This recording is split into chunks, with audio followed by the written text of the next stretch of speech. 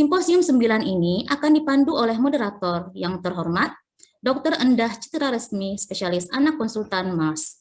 Sebelumnya saya akan membacakan CV singkat dari moderator.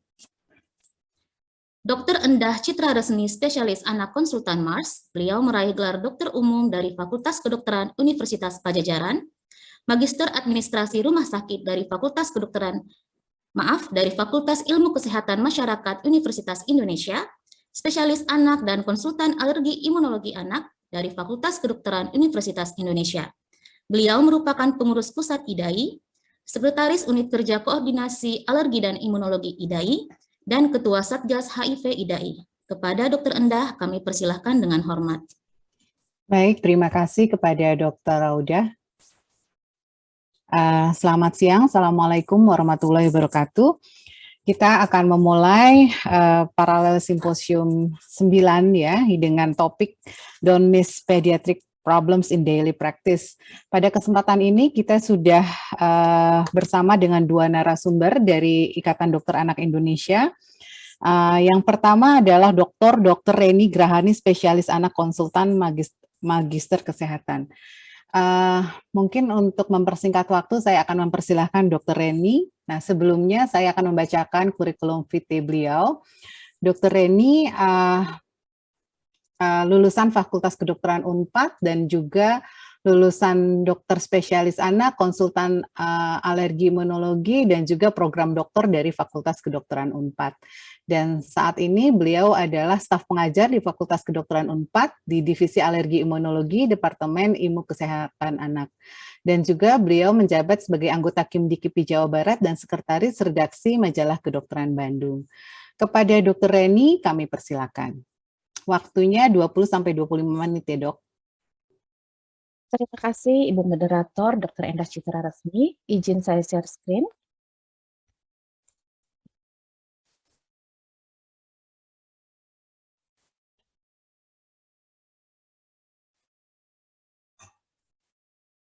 Apakah dapat terlihat, Dr. Endah? Sudah. Ya. Terima kasih. Selamat siang. Assalamualaikum warahmatullahi wabarakatuh dan salam sejahtera bagi kita semua. Pada kesempatan ini saya akan menyampaikan mengenai lupus pada anak, diagnosis dan tata laksana pada primary healthcare atau layanan primer. Pada kesempatan ini akan saya sampaikan mengenai definisi dari sistemik lupus eritematosus, epidemiologi, manifestasi klinis, pemeriksaan penunjang, kriteria diagnosis, serta tata laksana dari SLE itu sendiri. Teman-teman sejawat yang terhormat, penyakit autoimun yang tersering pada anak, ini saya sebutkan ada 3 macam, yaitu systemic lupus erythematosus atau SLE, juvenile idiopathic arthritis atau JIA, dan henoch-Lyon purpura. Dari ketiga ini yang tersering adalah SLE.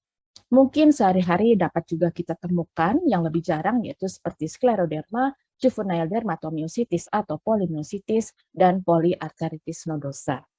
Teman-teman sejawat yang terhormat, pasien dengan sistemik lupus erythematosus dapat datang dengan berbagai manifestasi klinis yang sangat beragam, dapat datang dengan kelainan ginjal, kelainan darah, kelainan jantung, dan yang tersering adalah kelainan pada kulit. Maka penyakit SLE karena begitu banyak menyerupai berbagai penyakit lain sering dikatakan sebagai penyakit 1000 wajah. Hal yang melatar belakangi dari topik ini adalah mungkin teman-teman sejawat pun merasakan pada tata laksana sehari-hari bahwa pengenalan gejala dan tanda dari SLE ini sangat sulit. Kemudian juga alat diagnostik yang terbatas sesuai dengan sumber daya di tempat bekerja masing-masing, dan akibat dari diagnostik yang terlambat, sering pula kita dapatkan obat yang tidak tersedia, sehingga dari hal-hal tersebut sering anak dengan SLE datang kepada layanan rujukan dalam keadaan sudah penyulit yang berat. Keterlambatan diagnosis SLE ini dapat mempengaruhi keberhasilan tata laksana SLE dan persintasannya. Pengobatan dini diharapkan dapat meningkatkan luaran penderita, mencegah komplikasi, dan meningkatkan kualitas hidup. Diagnosis dan tata laksana dini yang tepat akan meningkatkan luaran dari SLE. Teman-teman sejawat yang terhormat, bagaimana peran dokter pada penyakit SLE? Untuk teman-teman sejawat dokter umum, maka diharapkan dapat membuat diagnosis klinik dan memberikan terapi pendahuluan pada keadaan yang bukan gawat darurat.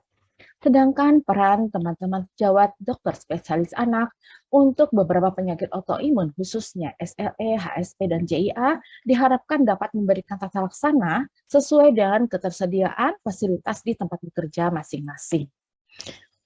Sistemik lupus eritematosus atau SLE adalah suatu penyakit autoimun kronis ditandai dengan inflamasi multisistem dan terdapat autoantibodi yang menyerang sel antigen.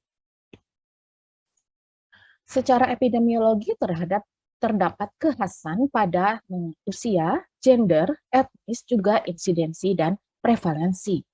SLE banyak sekali terdapat pada kelompok usia 11 hingga 12 tahun dan terbanyak pada perempuan dengan rasio laki-laki banding perempuan adalah 1:9, terbanyak pada etnis non-Kaukasian dengan insidensi 0,3 hingga 0,9 per 100.000 anak per tahun dan prevalensi 3,3 hingga 8,8 per 100.000 anak per tahun. Teman-teman sejawat yang terhormat, pasien dengan sistemik lupus eritematosus dapat datang dengan berbagai manifestasi klinis dan konstitusional seperti adanya demam, malaise, berat badan yang turun, anoreksia, mungkin juga kita dapatkan hair loss atau kerontokan rambut. Pada kulit mungkin kita dapatkan adanya bercak malar seperti ini, atau mungkin bisa kita dapatkan bercak diskoid seperti ini. Yang ini bisa dapat terjadi pada berbagai bagian tubuh, tetapi akan sangat mudah didapatkan pada wajah, terutama di belakang telinga. Kemudian juga mungkin didapatkan fotosensitivitas, ulkus mukosa, ini khususnya pada ulkus mulut. Ini namanya ulkus aptosa dan sifatnya tidak nyeri. Karena sifatnya yang khas, tidak nyeri, kecuali bila ada infeksi sekunder tentunya bisa saja nyeri. Maka kita harus memeriksa seorang anak dari ujung kepala sampai ke ujung kaki karena sifat yang tidak nyerinya ini yang mungkin tidak dikeluhkan. Kemudian mungkin didapatkan periungual eritem, kemerahan di sekitar kuku. Dapat juga ditemukan alopecia. Dapat juga ditemukan eritema palmaris. Dilihat telapak tangannya. Juga kadang-kadang kita temukan istilahnya adalah erythromelalgia, yaitu kedua telapak tangan ada terasa panas, seolah-olah seperti habis pegang cabai. Pada keluhan muskuloskeletal mungkin kita dapatkan poliarthralgia, ini sangat umum terjadi, atau mungkin artritis, yaitu nyeri dan bengkak pada sendi. Mungkin juga didapatkan keluhan morning stiffness. Inilah yang harus kita gali pada anak-anak yang kita curigai dengan penyakit autoimun. Morning stiffness adalah suatu rasa nyeri sendi dan kekakuan, terutama pada pagi hari. Namun sifat khasnya adalah morning stiffness ini akan berkurang dengan aktivitas dan juga berjalannya waktu. Biasanya pada siang hari anak dapat bermain lagi.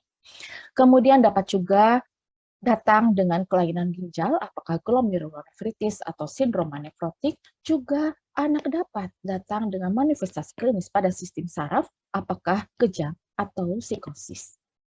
Juga dapat timbul manifestasi pada jantung berupa perikarditis dan efusi. Ini adalah contoh gambaran efusi perikardium yang berat. Timbul pleuritis atau efusi pleura. Pada gastrointestinal dapat berupa asites, nyeri perut atau peritonitis. Pada retikuloendotel dapat terlihat hepatosplenomegali atau limfadenopati. Pada vaskuler dapat terlihat mungkin fenomena Raynaud atau mungkin livido reticularis. Sedangkan pada mata dapat ditemukan retinopati juga kelainan lainnya. Bagaimana keluhan utama dan manifestasi klinis yang tersering pada anak? Pada studi yang telah pernah kami lakukan di Bandung, ini yang tersering adalah keluhan demam, selain pada kulit dan nyeri sendi. Lainnya menyusul yaitu pucat, edema palpebra, dan sesak napas. Sedangkan manifestasi klinis yang temuan di klinis yang lain yang sering adalah ditemukannya bercak malar, gangguan ginjal, dan gangguan darah. Lainnya menyusul yaitu bercak diskoid, fotosensitivitas, artritis, juga serositis. Teman-teman sejawat yang terhormat, Apa sajakah pemeriksaan penunjang yang perlu kita lakukan untuk dugaan sistemik lupus eritematosus? Maka sesuai dengan ketersediaan fasilitas di tempat bekerja masing-masing yang harus kita maksimalkan untuk mendapatkan temuan yang mengarah kepada penyakit tersebut. Yang saya tandai dengan merah ini adalah yang mungkin dilaksanakan di layanan primer, yaitu pemeriksaan darah lengkap.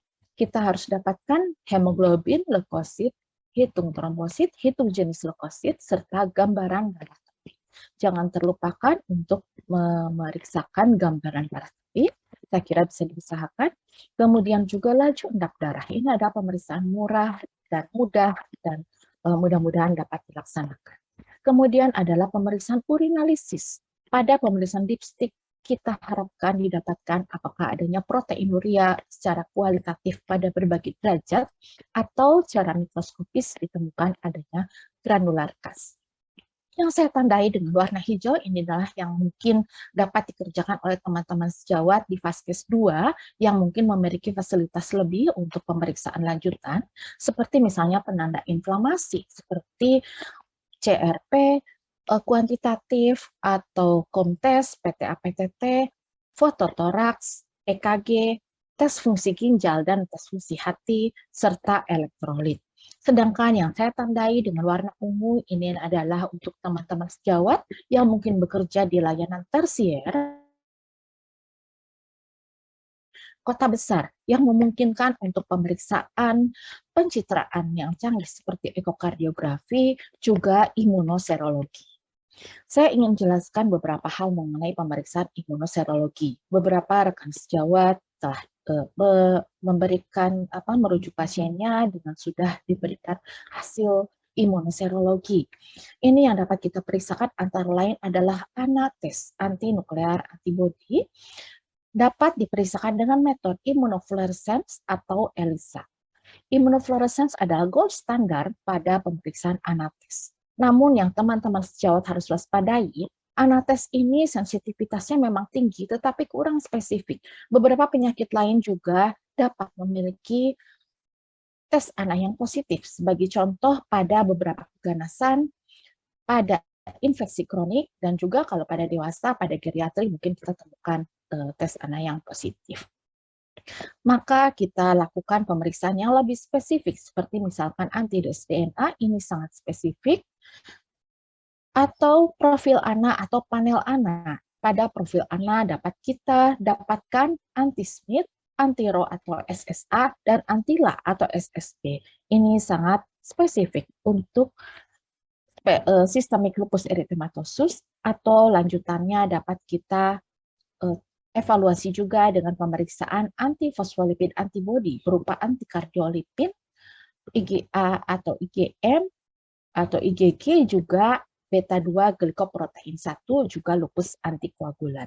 Pada pemeriksaan komplement, bila memungkinkan dapat diperiksakan komplement C3, C4, dan CH50. Pada keadaan pasien SLE, maka didapatkan komplement yang rendah. Bagaimana temuan yang lazim pada hasil laboratorium dan radiologi pada anak SLE? Pada studi yang pernah kami lakukan, yang tersering pada hematologi adalah anemia selain leukopenia dan trombositopenia. Kemudian pada pemeriksaan urin mungkin ditemukan berbagai derajat proteinuria, juga hematuria, serta granular kas yang positif pada pemeriksaan mikroskopik urin. Pada pemeriksaan radiologi dapat ditemukan efusi pleura, pada jantung dapat ditemukan efusi perikardial. Sedangkan pemeriksaan imunoserologi yang tersering ditemukan tes ANA yang reaktif dengan pola ANA yang tersering adalah pola speckle.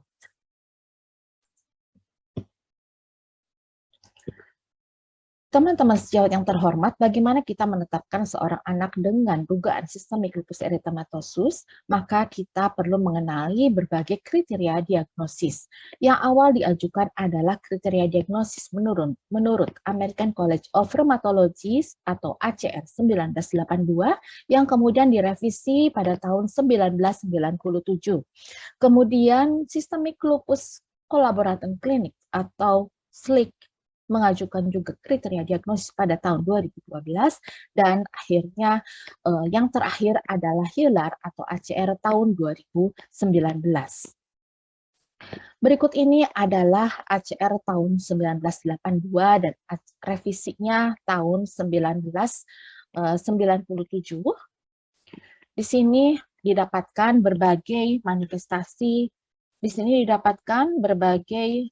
manifestasi klinis dan juga laboratoris. Berbagai manifestasi klinis antara lain pada kulit berupa bercak malar, bercak diskoid atau fotosensitivitas, serta ulkus mulut, adanya artritis, syaratnya adalah artritis, kemudian adanya serositis, apakah pleuritis atau perikarditis, adanya gangguan ginjal, manifestasi hematologi dapat berupa anemia hemolitik, leukopenia kurang dari 4.000, limfopenia kurang 1.500, trombositopenia kurang dari 100.000, dan gangguan adanya temuan imunoserologi seperti anti-dsDNA, anti-SMID, antikoagulan lupus, serta tes ANA yang positif.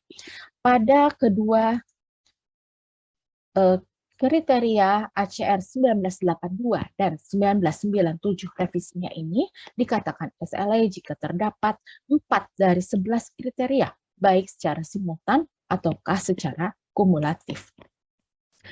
Kemudian SLIC 2012 mengajukan kriteria yang terdiri atas kriteria klinis dan juga kriteria imunologis. Kriteria klinis ini merupakan ada beberapa tambahan dari kriteria sebelumnya dari ACR 1997, yaitu adanya lupus kutaneus akut, lupus kutaneus kronik, adanya ulkus mulut, adanya alopecia, sinovitis, serositis, kelainan ginjal, neurologi, anemia hemolitik, leukopenia, dan trombositopenia. Sedangkan pada kriteria imunologis adalah adanya temuan tes ANA yang positif, anti-dsDNA yang reaktif, anti-SMID, adanya antibodi antifosfolipid, apakah antikoagulan lupus atau titer antikardiolipin, juga beta-2 glikoprotein, juga temuan komplement yang rendah, apakah C3, C4, ataukah CH50. Juga temuan adanya kumtes direct, tetapi tanpa menghitung adanya data anemia hemolitik. Dan dengan SLIC 2012 ini dikatakan sebagai SLE bila terdapat 4 kriteria, minimal 1 kriteria klinis dan 1 kriteria imunologis, atau bila temuan biopsi ginjal menunjukkan nefritis lupus dengan ANA atau anti-dsDNA yang positif. Kemudian YELAR ACR 2019 ini yang paling terakhir mengajukan kriteria diagnosis yang dimulai dengan entry kriteria, yaitu adanya ANA yang positif dan harus disertai dengan kriteria tambahan untuk memenuhi suatu skor tertentu. Pada YELAR ACR 2019 ini, entry kriteria adalah ditemukannya ANA yang positif pada titer sedikitnya 1:80. Bila ANA negatif, maka bukan suspek SLE, diduga bukan SLE. Tetapi bila ANA positif, maka harus ada tambahan kriteria klinis dan imunologis lainnya, yaitu berbagai kriteria klinis ini ada tambahan dari kriteria sebelumnya, yaitu adanya demam, gangguan hematologi, neuropsikiatri, ada gangguan muka hutan, ada serositis, gangguan muskuloskeletal, ini tidak menyebutkan apakah artritis, dapat juga berupa artalgia, kemudian adanya kelainan ginjal berupa proteinuria lebih dari 0,5 gram per 24 jam, atau biopsi ginjal menunjukkan kelas 2, 3, 4, atau 5 dengan skor yang berbeda-beda pada kriteria ini. Juga temuan imunoserologi berupa antibodi antifosfolipid, yaitu antikardiolipin dan beta-2 GP1, juga lupus antikoagulan. Adanya temuan komplement yang rendah, C3 dan C4, atau salah satu ataukah keduanya, dan hal ini memiliki skor yang berbeda. Juga ditemukannya antibodi yang sangat spesifik pada SLE, yaitu anti-dsDNA dan anti-SMID. Pada YELAR dan ACR 2019, SLE diklasifikasikan bila ada temuan skor yang lebih dari 10 dan kriteria awal terpenuhi, yaitu adanya tes ANA yang positif dengan konsentrasi 1/80 sedikit. Bagaimana perbandingan kriteria diagnosis tersebut? Untuk kelainan kulit, baik menurut ACR 1997, SLIC 2012, dan YELAR 2019, ada persamaan, yaitu adanya bercak malar, adanya lupus kutaneus akut dan lupus kutaneus kronis, tetapi perbedaannya pada SLIC 2012 disertakan adanya ruam fotosensitif. Kemudian, mengenai kelainan muskuloskeletal, perbedaannya adalah pada YELAR 2019 hanya disebutkan mengenai keterlibatan sendi. Tidak disebutkan apakah artritis ataukah artralgia. Kemudian mengenai kelainan ginjal pada YELAR 2019 disebutkan adanya proteinuria lebih dari 0,5 gram per 24 jam dan temuan biopsi ginjal kelas 2 atau 5, kelas 3 atau 4, dan hal-hal ini memiliki scoring yang berbeda. Bagaimana perbandingan temuan neurologi pada ketiga kriteria ini? Pada SLIC 2012, sesungguhnya pada ketiga kriteria ini sama, memasukkan kriteria adanya kejang atau psikosis, namun kekhasan pada SLIC 2012 ditemukannya adanya nelitis, neuropati perifer atau kranial, dan acute confusional state, sedangkan pada ACR 2019 memasukkan adanya kondisi delirium. Sedangkan untuk temuan hematologi pada ACR 1997 mensyaratkan pemeriksaan sedikitnya 2 kali untuk adanya leukopenia, yaitu kurang 4.000, dan limfopenia kurang dari 1.500. Sedangkan pada SLIC 2012 ini dapat 1 kali pemeriksaan dengan limfopenia yang kurang dari 1.000 per milimeter kubik. Sedangkan pada YELAR ada tambahan berupa apakah ditemukannya teskom direk yang positif.